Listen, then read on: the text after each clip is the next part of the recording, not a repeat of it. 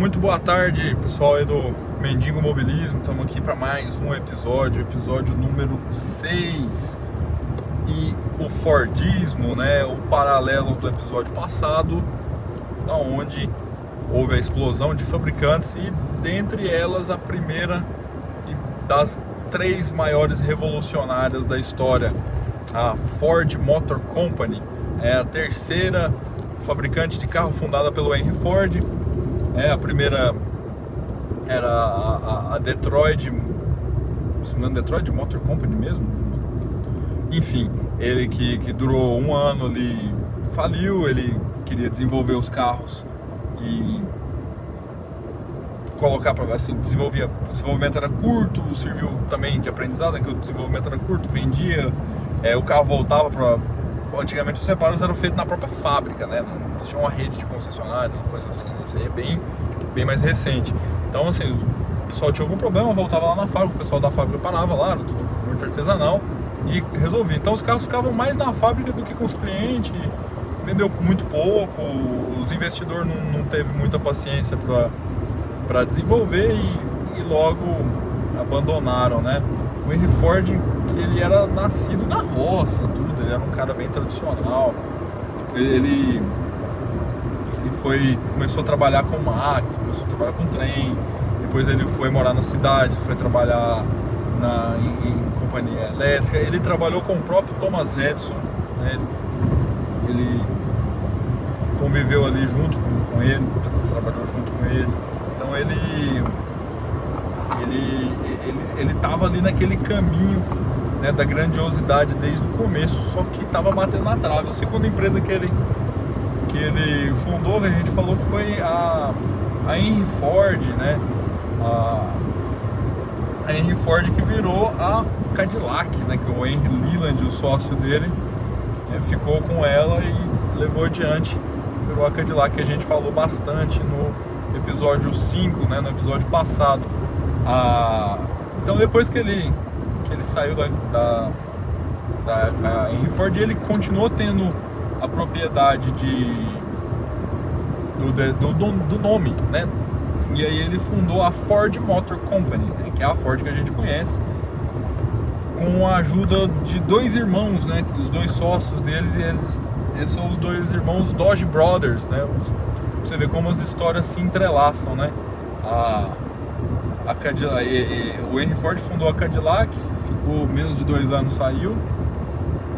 Depois fundou a Ford, os sócios deles saíram e fundaram a Dodge. Os primeiros sócios da Ford Motor Company eram os Dodge Brothers, os irmãos Dodge, 2 irmãos que vieram a criar a terceira grande de Detroit, né? Então o contexto que a Ford Motor Company nasceu em 1903 nos Estados Unidos.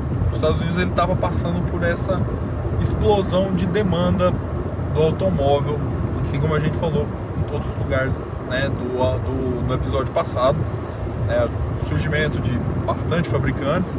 Então o que acontece? Então, se a gente analisa de uma forma que é o cumprimento da demanda.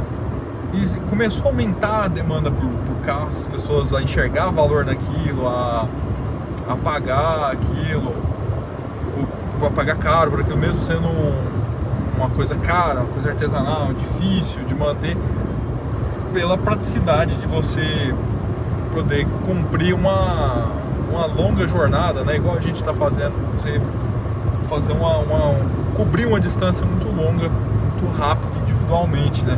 Se você fosse pegar um trem, era devagar, era coletivo, você tinha que se programar, tudo. Então, nessa começa de realmente a sociedade enxergar o valor do automóvel, começou uma crescente demanda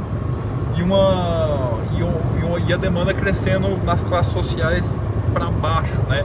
Ela aumentando a democratização do carro, cada vez se pensando uma forma de produzir mais e mais barato.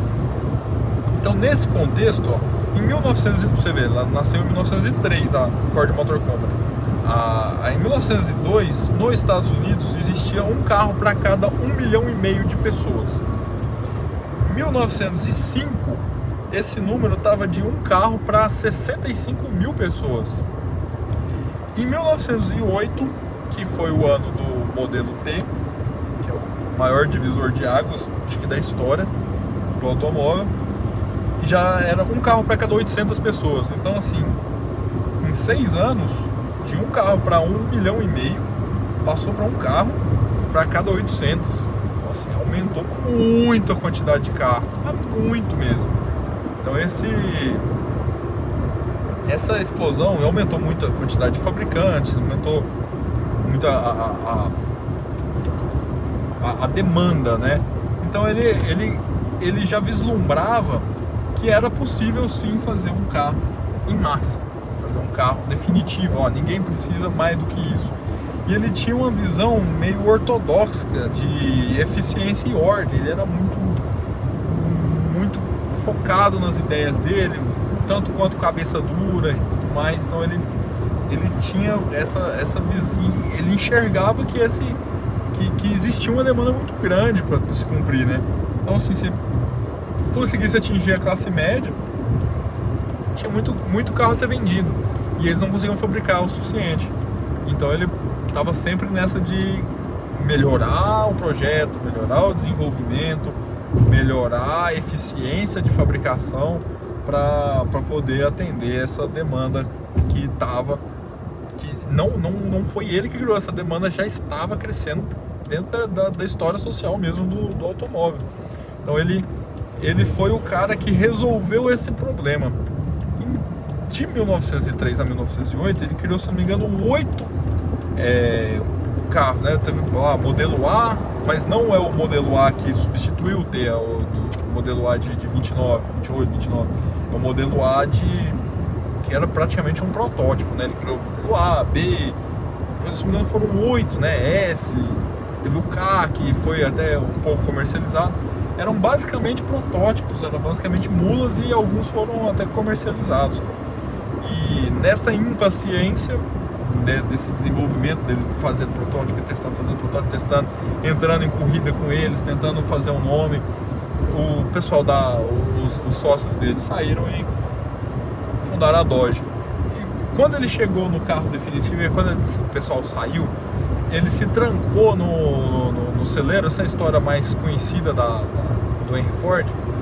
Ele se trancou lá e fez o que seria a mula, o protótipo do T, do modelo T, que aquilo ali era para ele o carro definitivo. Ó, ninguém precisa mais do que isso. Isso aqui já atende tudo, já faz tudo suficientemente bem a qualquer carro. Mesmo que você faça um Silver Ghost, Isotta Fraschini, Vauxhall, 398, os carros super fodões, super confortáveis, o dele perdia, vamos supor, ele fazia mais funções por menos, gastando menos combustível, gastando menos recursos, sendo mais fácil de consertar. Ele acreditava também que essa questão da manutenção, todo mundo que possuía o carro poderia fazer a própria manutenção. O carro,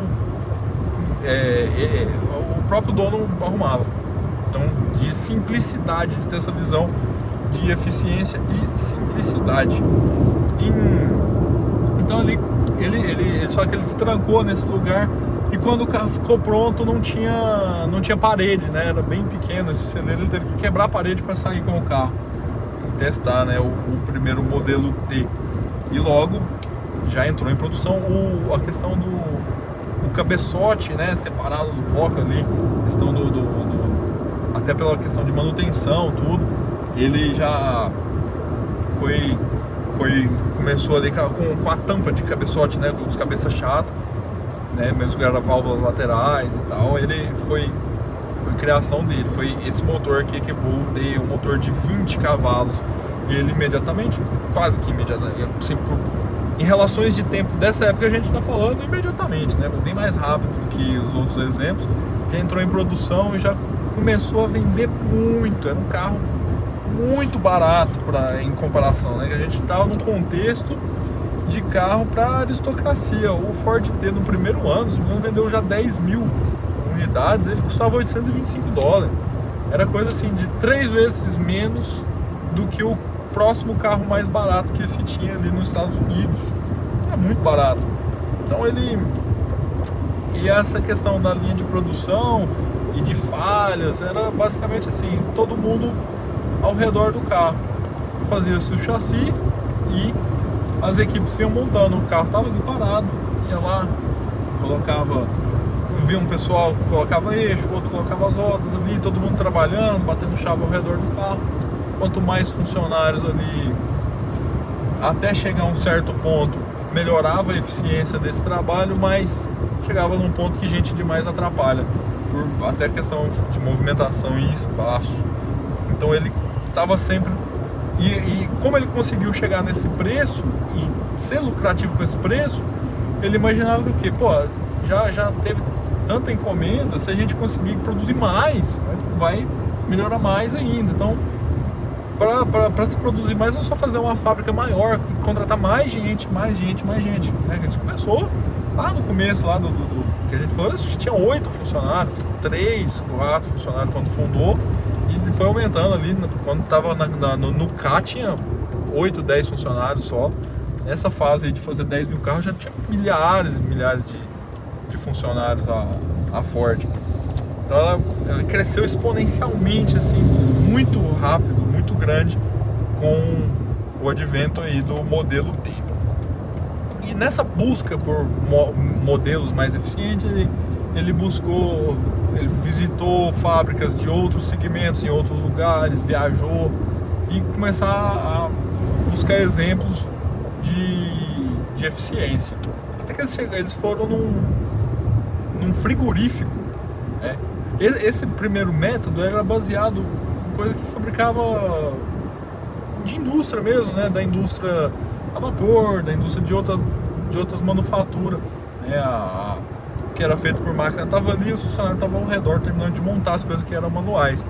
E depois passou a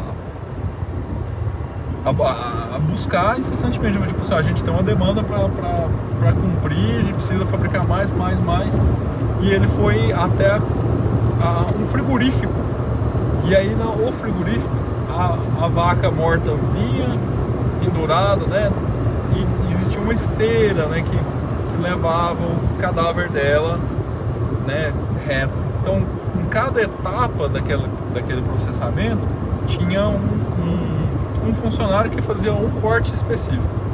E um funcionário cortava a garganta, deixava para sangrar, vinha outro, cortava no meio, o outro vinha, estripava isso aqui, o outro tirava o couro, e cada um na sua posição conforme ele ia andando para frente. O cara que era treinado só para esfolar, né, para tirar o couro, ele fazia só aquilo, ele não tirava pedaço, ele não tirava as partes mais nobres, era um outro cara lá na frente, e a vaca ia chegar lá para ele. Então a vaca passava por ele vinha, tirava, vinha outra, vinha, tirava, ele fazia só a mesma coisa.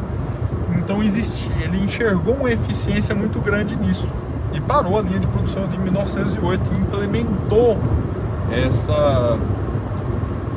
esse método na Ford. Então o chassi vinha um pessoal montava os eixos, vinha outro pessoal montava isso aqui, outro vinha, montava a mecânica, outro... E lá no final da linha de produção o carro saía pronto. E a partir dessa virada de chave aí de 1908, você vê, o paralelismo com o contexto histórico que a gente falou no começo, em 1908 já tinha um carro para cada 800 pessoas, então já passou a Ford já entrou contribuindo aí, né? Então, em 1913, esse número já tinha caído bastante, porque a Ford já era líder de vendas, né, dos Estados Unidos. Então, você vê, em 1914, um ano depois de finalizada a linha de produção, a implementação da linha de produção, que foi colocada em 1913, o Fordinho já custava $360. Então, de 825, que já era muito barato, ele caiu para 360 o preço dele. O tempo de produção dele era, antes da implementação da linha de produção, era de 12 horas, caiu para 93 minutos. Então, assim, demorava 12 horas para se fabricar um carro na fábrica deles, e depois que implementou a linha de produção, em 1 hora e meia, cada 1 hora e meia tinha um carro novo. Então, passou é louco, exponencialmente, assim, o ganho foi muito ganho de eficiência, muito drástico, né? Então, nessa expansão, eles começaram a fabricar carros no Brasil e na Inglaterra. A primeira fábrica da Ford fora de Detroit, fora dos Estados Unidos, foi a fábrica em São Paulo. Ela não funciona mais, mas o prédio ainda existe, está lá por hoje. Ainda no modelo T, eles exportaram o modelo para cá. Começaram a fabricar aqui. Na Inglaterra, começaram a fabricar lá. Só que o T, que era um carro, pro contexto do estadunidense, era um carro pequenininho, pro inglês ele era grande. E os ingleses, eles tinham muitos fabricantes. Os fabricantes eram todos pequenos. Nenhum fabricante estava grande ainda nesse contexto. Então lá na Inglaterra, começou ali o Austin, o Austin 7, as leis taxando volume. Tanto é que tinha uma métrica esquisita que taxava o bore do cilindro, né? O diâmetro do cilindro.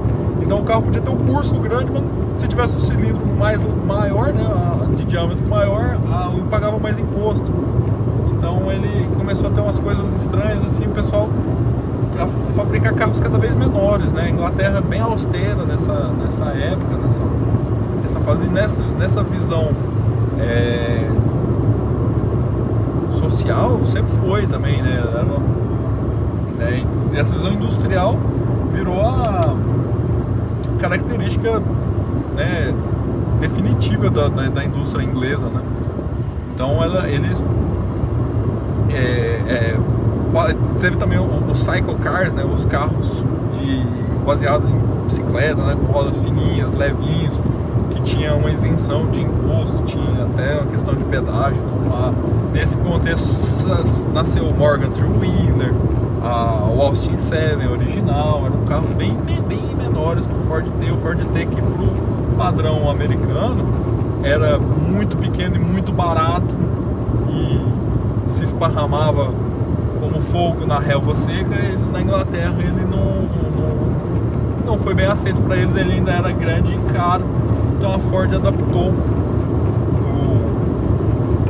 o modelo T para o padrão inglês, fizeram a versão diminuta dele, né, que foi o modelo Y. E na Inglaterra era bem parecido com o modelo T, só que menor ainda. E esse aí já começou a ganhar mercado, né? E posteriormente, quando a gente tem uma visão de hoje, né, a Ford, ela é uma das maiores fabricantes dentro da Inglaterra, mesmo não sendo inglesa.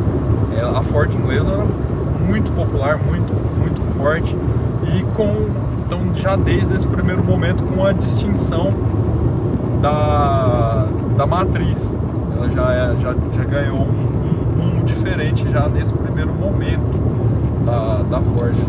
Então você vê, o auge de cair o preço do Fordinho T foi em 1925, né?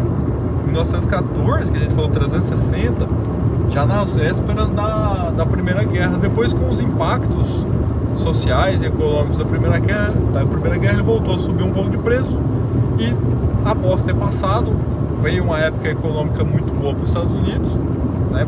Os Estados Unidos, dentro do contexto da Primeira Guerra, recebendo, vendeu bastante armas para os outros países. A indústria de armas é muito forte. A indústria do petróleo começou a florescer dentro desse contexto do Fordismo. Foi uma coisa que a gente prometeu falar nesse episódio, né? Os estados, os governos começaram a se mexer na criação de pavimento, na criação de rodovias, de ruas, estradas, de infraestrutura, né? Pontes e tudo mais. Porque a quantidade de carro e a popularização do carro foi muito grande, muito exponencial. Como a gente falou no começo, de um carro para 1,5 milhão de pessoas, né, passou para um carro para cada 800 pessoas quando nasceu o Ford T. Quando o Ford T nasceu, já estava quase 1 para 1, já, né? Depois que o Ford T nasceu, se estabeleceu ele vendia recordes e recordes de unidade ano após ano, e durou bastante, né? Ele foi de 1908 até 1927, né? Quase 20 anos de produção. Ele era o carro mais vendido da história da humanidade, né? Esse posto só foi tomado pelo Fusca muito tempo depois. A gente vai falar disso no episódio a parte do Fusca, dos carros da guerra, né? A gente vai encerrar nos pré-guerra, depois os carros da guerra, que são dois, o Jeep e o Fusca, e a partir dali vamos os carros por pós-guerra. Então o Fusca muito tempo depois foi passar o número de carros vendidos pelo Fordinho, né? Se não me engano, o Fordinho ele teve 15 milhões de unidades, assim, é quase com estimativa, né? Porque nessa época os registros eram um pouco complicados, assim, né? Era quase que estimado, assim, não era tão preciso, né?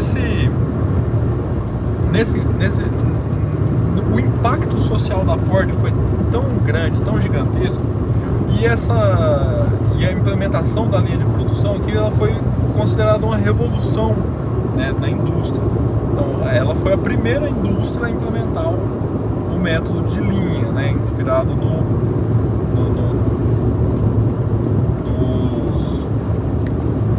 nos frigoríficos, né? Então isso foi imitado por outras indústrias de outros segmentos, porque o ganho em eficiência foi muito grande. Nesse contexto do Ford ter, dessa explosão da demanda do automóvel, o Henry Ford passou a ser o homem mais rico do mundo. A Ford era a maior indústria do mundo, né? Já tinha até filiais em outros países, ele inventou praticamente esse contexto de matriz. Eles eram a maior indústria do mundo, entre todos os segmentos era o homem mais rico do mundo. A Ford deslanchou de uma forma absurda, né? E uma das filosofias do Henry Ford era igual a gente falou, que ele era um cara até meio cabeça dura sobre o trabalhismo, né? Uma ordem. Então, assim, se você fazer as coisas do jeito certo, vai dar certo. Se você fazer as coisas do jeito errado, vai dar errado. Então ele era bem de impor essa visão e também de ser celebrado, de ser validado por ter obtido um sucesso até então nunca visto, né? Um cara que nasceu na roça, era pobre, quebrou a cabeça, graxeiro ali, de repente, quando ele conseguiu, e ele tinha essa ideia e bateu na trave, precisava de tempo para desenvolver. Quando ele conseguiu desenvolver tempo suficiente, ele conseguiu colocar as ideias dele em prática, né, em poucos anos virou o que virou. Então ele nessa de impor essas ideias, a questão trabalhista dentro da Ford começou a ir para um lado difícil. Por quê? O método de linha de produção é muito chato, é muito esvaziador para quem está lá trabalhando, é muito repetitivo, é exaustivo. Então quem montava os trator, o cara tava lá só montando esse trator. O cara que parafusava só um negócio, ele tava só encaixando aquela peça parafusando. Lá no final da linha de produção, ele nem via o carro pronto. O cara trabalhava anos lá, às vezes ele nem via o resultado final, ele via o carro na rua, porque ele não ia ter dinheiro para comprar ainda. Salários muito baixos, né? Manufatura ali era, esse primeiro momento ali dos Estados Unidos era muito barato, né? Então atraiu muita gente de outros estados para Detroit. O crescimento de Detroit passa pelo Fordismo, é indistinguível, né? É uma coisa entrelaçada com a outra.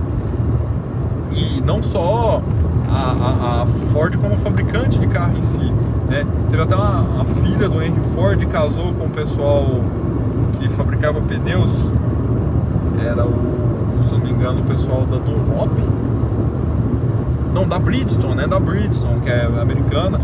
Então eles passaram virou uma parceria, né? A Bridgestone fabricava os pneus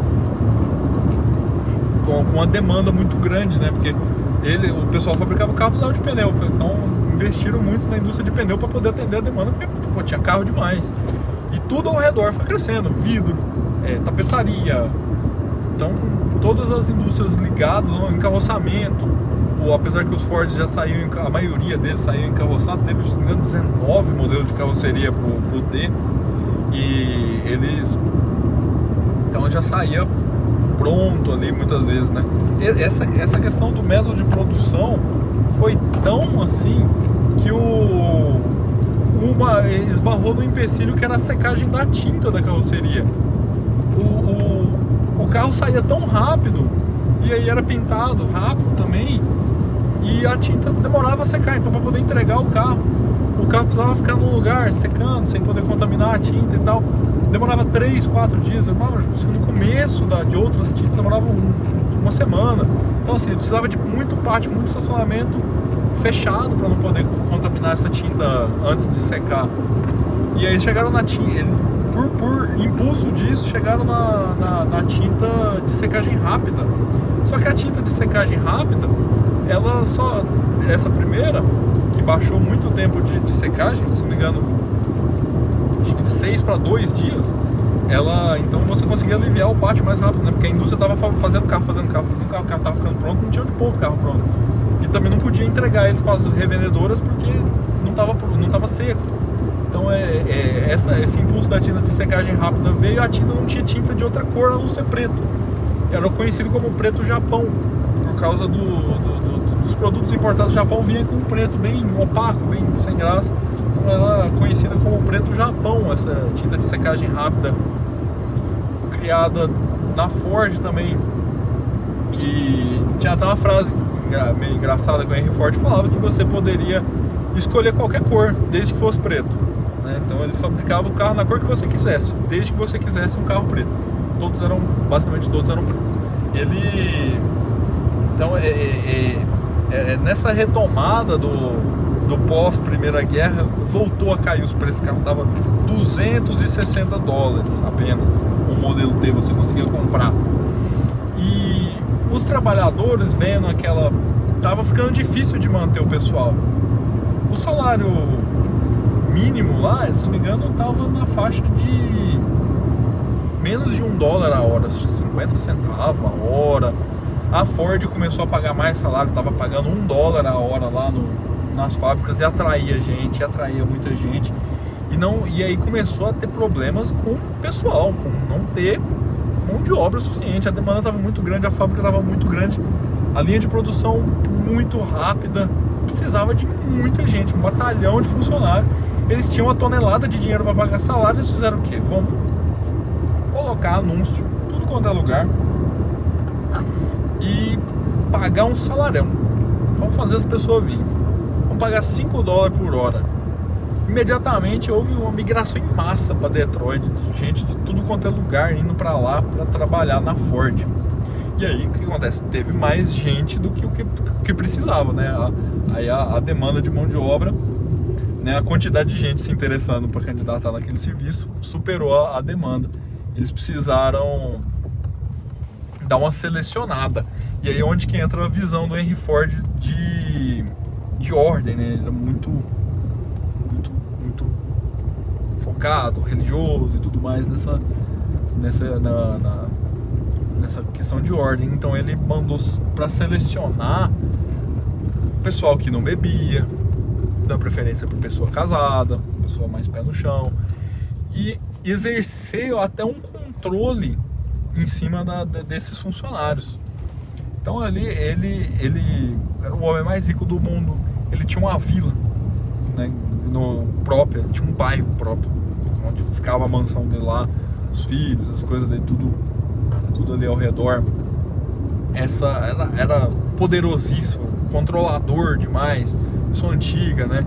E ele começou a controlar também os funcionários. Já que a gente vai pagar um salarão e agora sim tem gente suficiente querendo trabalhar aqui, o funcionário começou a estudar essa eficiência da mão de obra, da manufatura. Falando, um pessoal que vai trabalhar aqui, os caras que não bebe, faltam menos, ficam menos doentes, então vamos dar preferência para o pessoal que não bebe, pessoal que não usa droga, o pessoal mais certinho, o pessoal católico, vamos dar. Então eles queriam.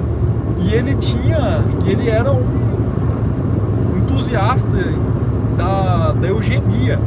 Então o Henry Ford não era nenhuma pessoa boa não, igual todo mundo tinha, né? Ainda mais visto de hoje, um mundo tão mais politicamente correto do que no contexto de 100 e poucos anos atrás.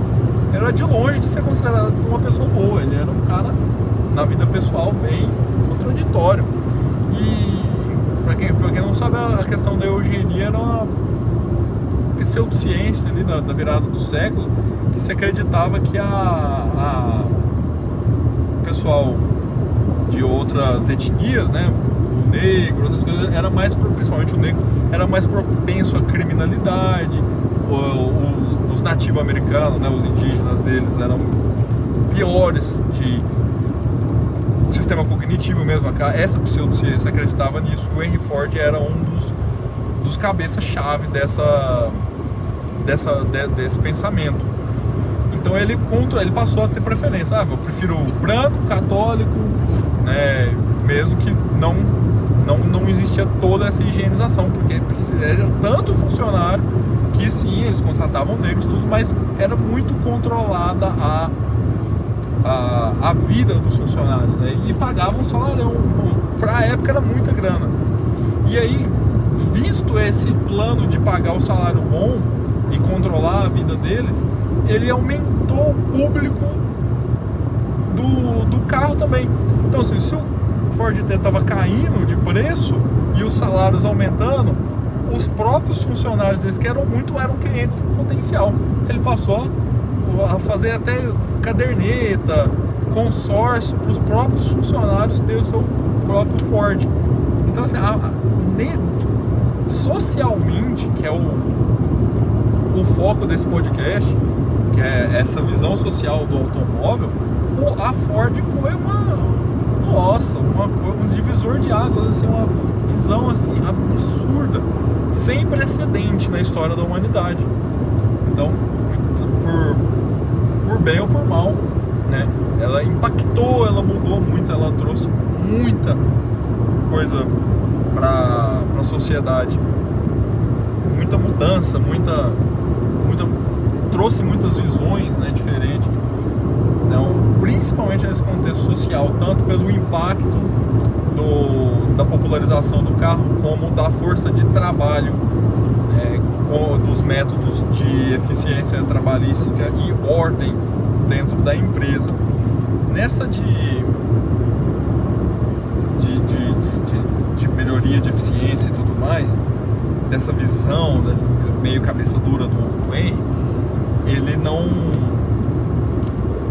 não tinha, foi o que fez ele sair do nada e virar o homem mais rico do mundo. E nem é uma história de self-made man igual muita gente acredita, um monte de burguês aí que só comprou ação de empresa e sai batendo no peito hoje em dia falando que inventou, que criou do nada. Na verdade, eles só pagam, né, a engenharia do bom e do melhor para poder criar as coisas, só mandam. Tipo, o Steve Jobs da vida, você acha que ele inventou o iPhone?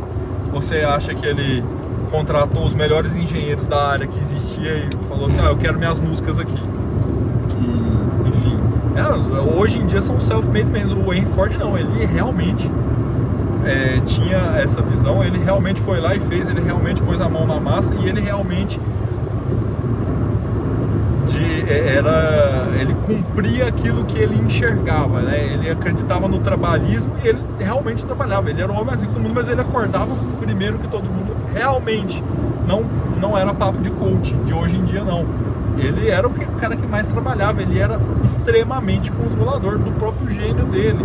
Ele acordava cedo, ele controlava as despesas da fábrica, ele brigava com os funcionários. Houve episódios até de tiroteio por brigas dentro da Ford, pra você ter uma ideia. Ela virou um organismo assim, sem precedente mesmo, era a maior indústria do mundo. Então um organismo bem no pé da letra da palavra mesmo, assim, né? De uma organização de vários órgãos, cada um cumprindo uma função. Então esse organismo passava pelos chefes de cada departamento, as coisas. Então assim, era bem acalorado o negócio e ele tinha que aprovar até o clipe de papel. Então ele trabalhava para poder controlar tudo, ele queria que tudo passasse por ele queria controlar tudo, ele queria saber de tudo, ele queria adaptar em tudo. Não era só o cara que punha dinheiro. Tanto é que quando ele começou, ele não tinha o dinheiro. Ele ganhou o dinheiro dele mesmo. A fortuna dele, realmente ele fez a fortuna dele. Através da Ford Motor Company. Então quando essa visão foi o que fez ele se sobressair e também foi a ruína do modelo T. Porque ele achava que era uma coisa definitiva. O que é uma coisa definitiva? O que é a definição de perfeito? É o definitivo. Então se é perfeito, não cabe melhoria. Numa coisa perfeita você não tem como nem melhorar, nem piorar. Não tem nada a se adicionar, nem a se retirar. Ele já é definitivo, ele é perfeito do jeito que é. Então ele acreditava que o Ford modelo T era o carro definitivo. Você não precisa mais que aquilo. Se melhorar ele vai ficar mais complexo, vai ficar mais difícil de fabricar, vai ficar mais difícil de consertar, vai ter mais coisas para se estragar. Se aumentar o luxo, não compensa a usabilidade, ele já é usável o suficiente, ele já é bom o suficiente, não precisa de melhorar desempenho porque ele vai consumir mais combustível. Então ele acreditava que ele era definitivo, enquanto paralelamente as outras marcas estavam deixando eles para trás. A Chevrolet já tinha carros de 6 cilindros, já tinha carros mais potentes, a General Motors já tinha adquirido a Cadillac, né, a gente falando no final da vida do T, ali dentro dos anos 20, ele já não era novidade, ele já não então assim, ele já estava perdendo em sofisticação para todo mundo. Ele só continuava vendendo bem por causa do baixo preço. E mesmo assim, as outras empresas que faziam carros mais sofisticados estavam conseguindo abaixar o preço dos seus carros de projetos mais novos e mais sofisticados do que o T, e ao mesmo tempo também estavam conseguindo abaixar e competir de preço com ele. Foi onde o T começou a perder campo, a perder mercado e assim enxergar uma ruína da Ford. Lembrando também que nessa época cada fabricante só fabricava um carro, existia mais de uma carroceria para o mesmo carro. Mas lembra que a gente falou que o fabricante basicamente fazia chassi e mecânica, né? Apesar da Ford fabricar também a própria carroceria, existia também carrocerias de encarroçadores, também vendia só o chassi e a mecânica, mas a maioria dos Ford saiu já encarroçados nas versão básica ali, o standard e tal, das carrocerias pro T, já saía pronto e tinha menos recurso. Então assim, não tinha uma versão mais luxuosa, não tinha uma versão mais confortável, não tinha uma versão de mais desempenho, e cada fabricante só tinha um modelo. A General Motors do Billy Duran, ela nasceu, o Duran era basicamente igual a gente estava falando do burguês, o cara que põe dinheiro na coisa. A burguesia era isso.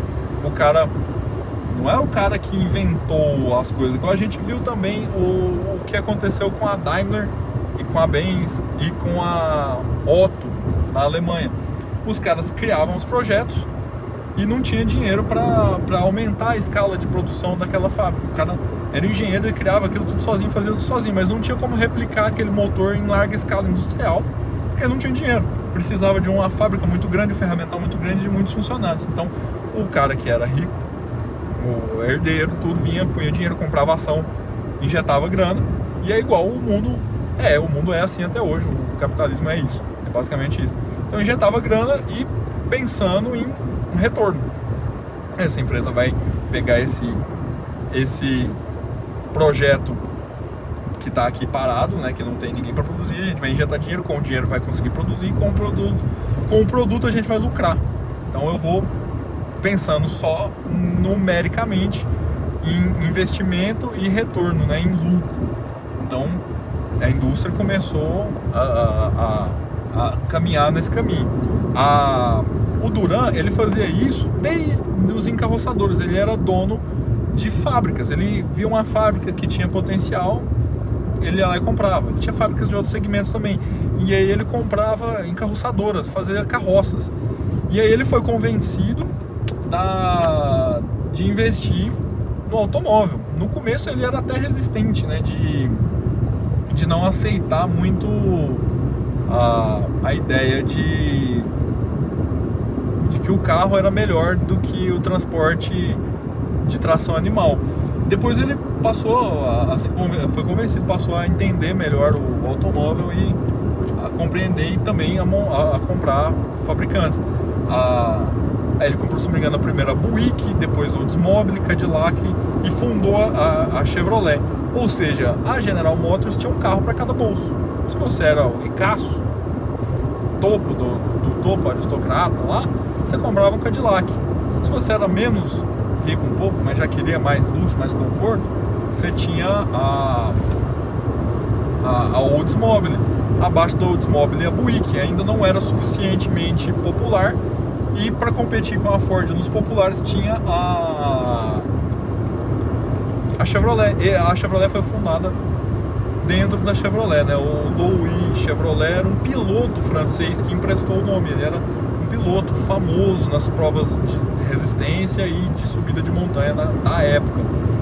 E aí ele recebeu, emprestou o nome e tal. Então eles começaram a fabricar os Chevrolets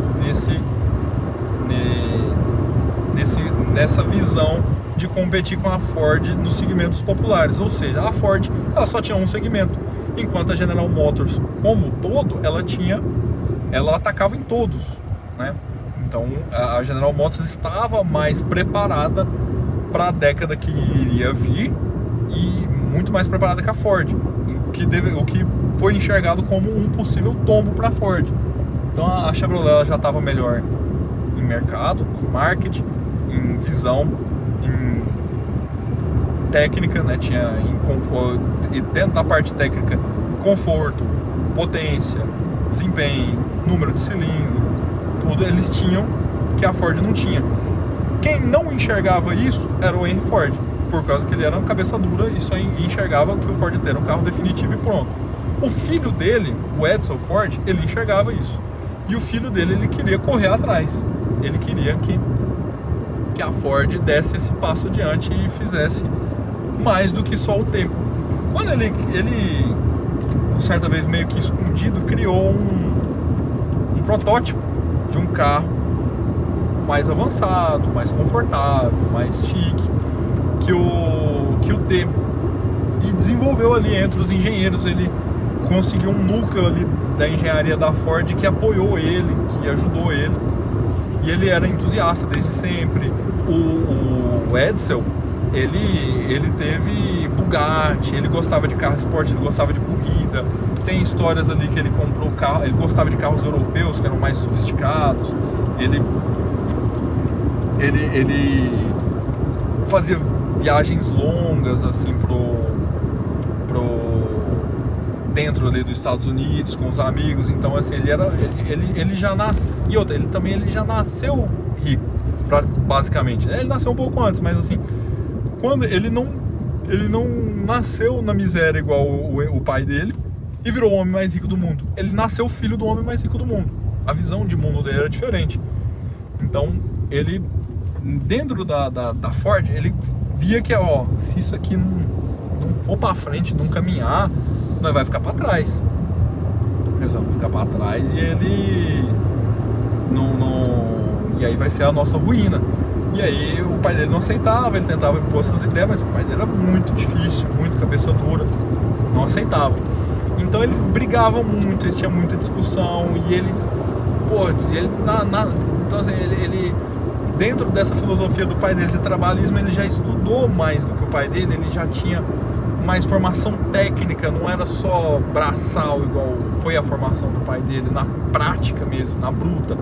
Ele já estudou numa politécnica, já estudou, por quê? Porque ele já nasceu com dinheiro. Então quando ele já se formou homem com grana, ele não precisou aprender tudo na bruta. Quando ele tentou implementar essas ideias, o Henry Ford foi contra. Quando ele teve uma época que o Henry Ford precisou fazer uma viagem, essas viagens de negócio, foi, se eu não me engano, visitar a matriz na Inglaterra. Quando ele voltou, o protótipo estava pronto e ele tentou apresentar para o pai. E ele achou que, vendo o carro pronto, o pai dele ia dar o braço a torcer, porque tinha ficado muito bom o carro. Ele ia falar, realmente. Ia usar aquele carro como uma estratégia de convencimento também pro velho. Quando ele voltou e viu o protótipo pronto, ele tentou receber, pai, foi na boa, vamos, né, tem uma coisa para te mostrar, que legal.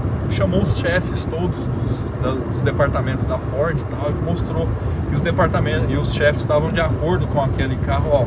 Pai, isso aqui a gente fez, como é que ficou legal o carro é assim, o carro é assado. O Henry Ford não falou nenhuma palavra, pegou uma marreta e destruiu o carro na frente de todo mundo. Essa foi a resposta dele.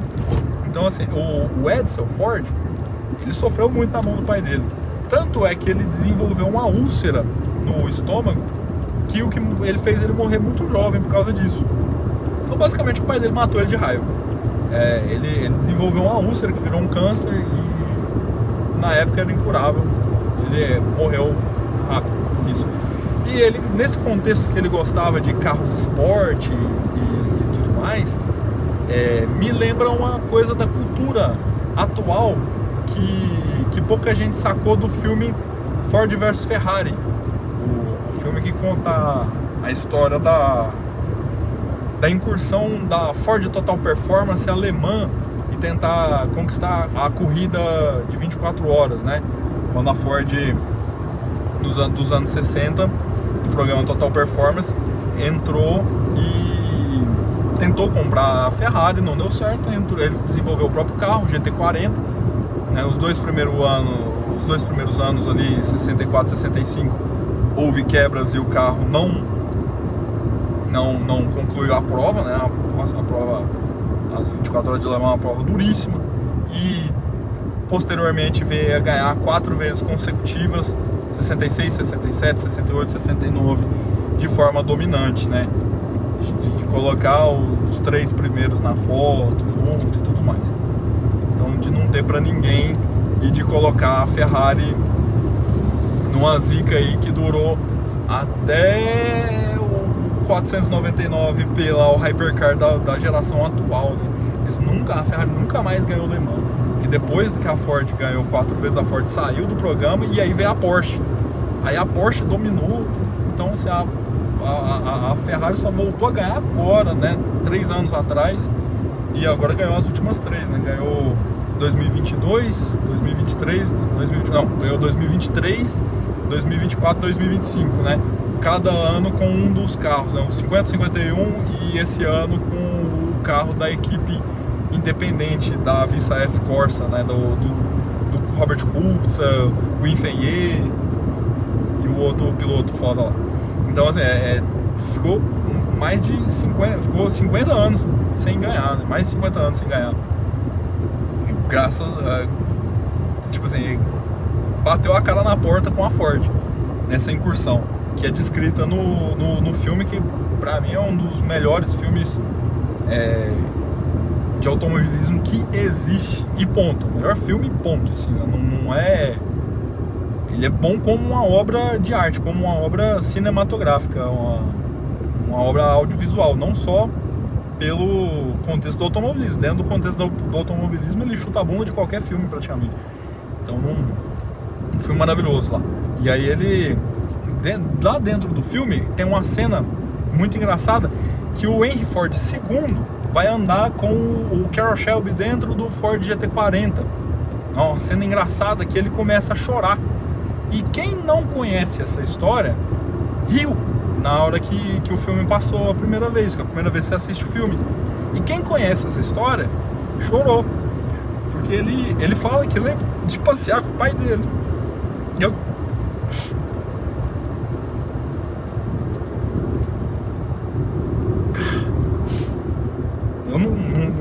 não dou conta de contar essa história sem chorar também.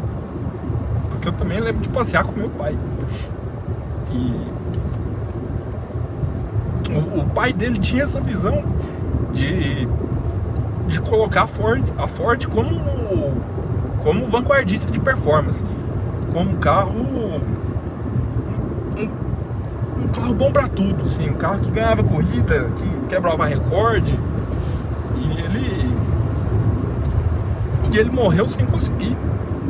E o controle da fábrica só passou pro Henry Ford II, não passou pro Edsel. O Edsel morreu sem conseguir. Morreu muito novo. E o velho era muito, muito carrasco. Então, lá na frente, quando ele já estava bem velho, que eles conseguiram, né, inclusive até os próprios familiares, que eram sócios, né, o pessoal da família Ford, é dono da Ford até hoje, tá na linha de herança, eles forçaram ele a passar o comando da fábrica pro Henry Ford II, pro neto. Então, assim, o filho do Edsel, que é o Henry Ford II, ele passeava com o pai de Bugatti.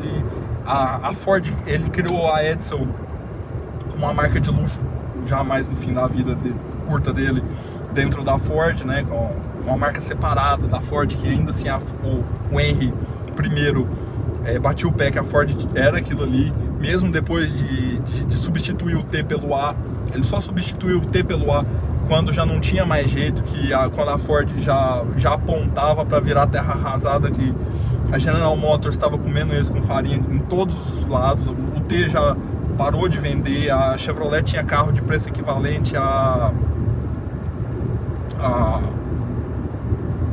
e tinha dentro da General Motors tinha outros carros muito mais sofisticados, então eles passaram a Ford pro A e fundaram a Edsel para tentar concorrer no segmento de mais luxo, né, e deixar o Edsel implementar. Mas aí não foi muito para frente, por causa que ele logo também já ficou doente e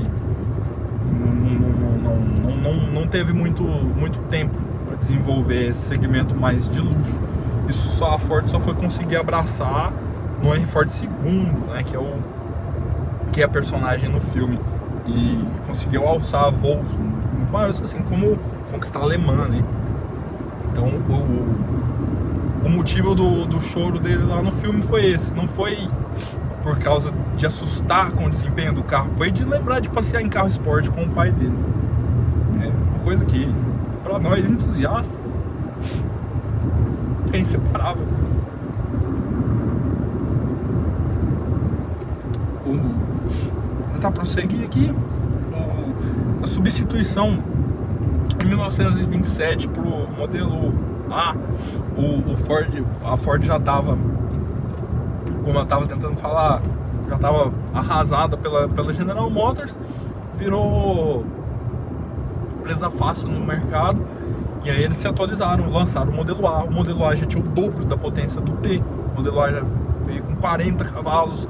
A Ford retomou a vanguarda do mercado no Ford 32, que eles foram o primeiro V8 dos americanos, né? E aí o Ford 32, né, que a gente conhece como Ford 32, ele já era super foda pra época dele, né? Tem até questão lá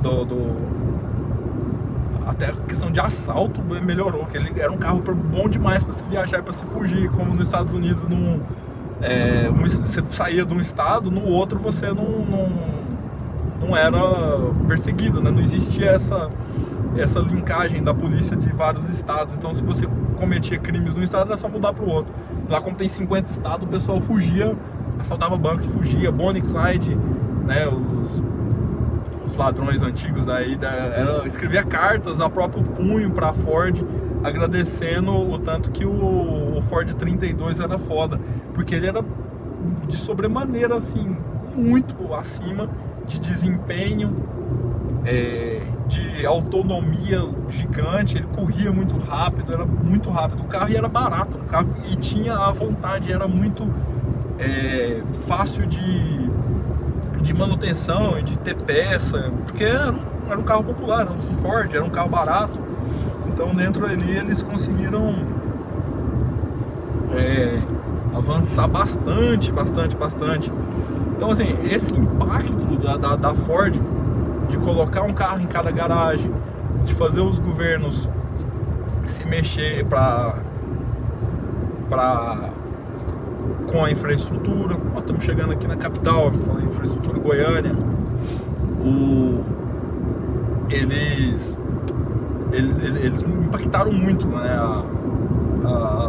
o mundo, né, e popularizaram, como é que fala, democratizaram o desempenho também lá no 32, né, o V8 foi também, o Ford 32 foi também o primeiro a primeira tela em branco ali do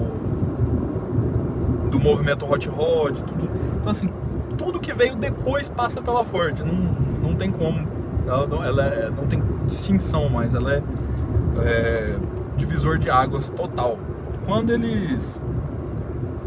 Então assim, visto esse impacto global, eles pegaram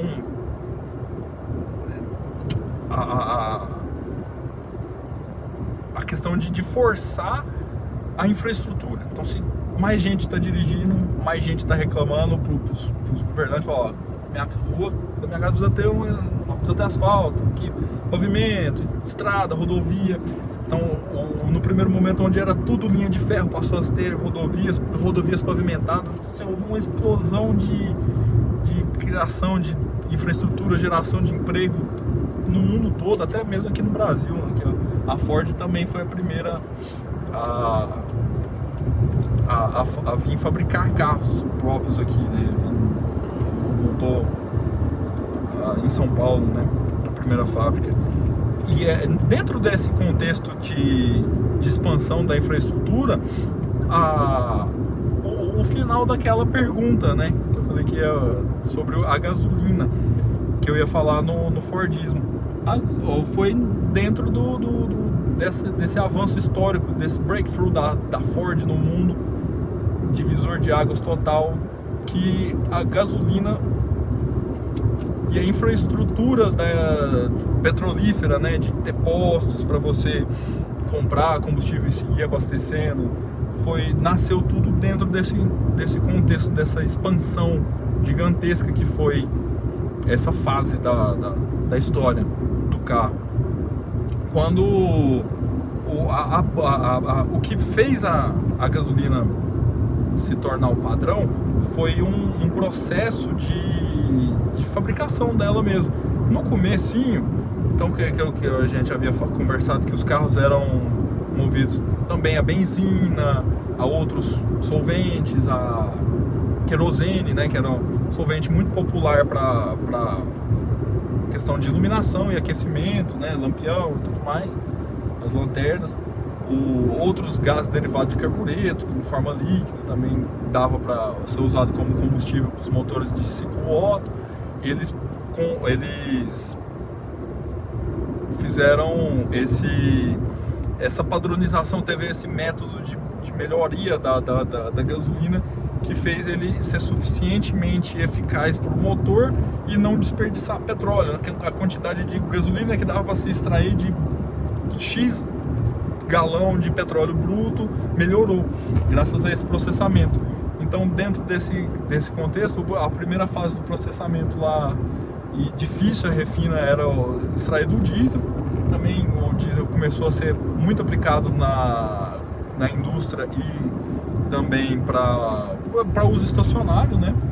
E depois a popularização da gasolina. A primeira coisa que vem a fazer parte desse processamento da gasolina, da expansão da infraestrutura, dos postos rodoviários, foi a bomba, a criação da bomba. A bomba de combustível, ela foi criada pelo Silvano Freelove Bowser, né, conhecido como SF Bowser, lá antes de existir o carro, sequer, né? Antes lá do Benz. Só que ela era bomba para querosene. Você ia comprar querosene para o seu lampião, para o seu aquecedor, para alguma coisa, você ia na loja e comprava de lata, né? Até há pouco tempo os mais velhos vão lembrar aí dos secos e molhados. Você ia comprar, tinha lata de querosene lá pra você comprar. Então, para você abastecer seu carro também era assim lá no começo. Então, para a questão do armazenamento e das embalagens, o querosene passou a ser vendido em bombas também, que ela já era capaz de ter 160 litros lá. Então, graças à invenção da bomba por esse cara, eles começaram a vender o querosene, comercializar o querosene. Você ia lá com o seu galão, do jeito que você queria, e comprava a quantidade que você queria de querosene. Quando uniu essa explosão de demanda da gasolina e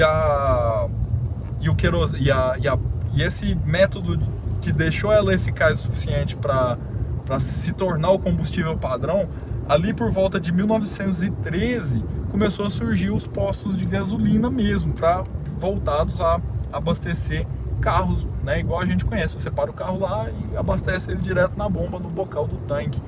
Então ele foi também dentro desse contexto do Fordismo, impulsionado por essa expansão muito grande, essa expansão que passa mais pela a Ford cumprindo a demanda. A demanda existia, a Ford foi lá e proveu automóveis para aquela demanda. O mundo estava pedindo por aquilo, eles foram lá e ofereceram, né? E aí tudo aconteceu depois, né? De crescimento, de infraestrutura e tudo mais. Então a indústria petrolífera aumentou demais. Ela já produzia muito petróleo bruto em escala industrial. Já era caro o petróleo para produzir para a indústria, né? E para outros derivados, que o petróleo tem N derivados, mas voltada ao combustível do jeito que a gente conhece, fazer óleo de lubrificar motor, fazer gasolina, fazer óleo diesel, combustível para os motores, foi dentro dessa década aqui do 13, que é do 1913, que cresceu exponencialmente, muito graças à criação da bomba de combustível, que já tinha sido criada para o querosene. Com essa padronização da gasolina, aos poucos, ali já nos anos 20 praticamente, era totalmente o padrão de todo carro ser a gasolina. Então, esse aí foi dificílimo episódio 6 sobre o Fordismo. Vamos estar ali na próxima década ali de 1916 a 1925, né? E esse aqui foi, chegamos aqui em Goiânia, esse aqui foi o episódio 6. Muito obrigado para todos que assistiram aí até o final. Para quem gostou, curte, compartilha, manda pros outros. Pode rir de chorar, não tem vergonha de chorar, é uma função natural do ser humano. Eu sou bem resolvido com isso, né? Eu já não sou menos nada do que ninguém por isso, né? A gente, inclusive, eu acho que é até um jeito melhor de lidar, né? Muito obrigado a todos, até mais, falou!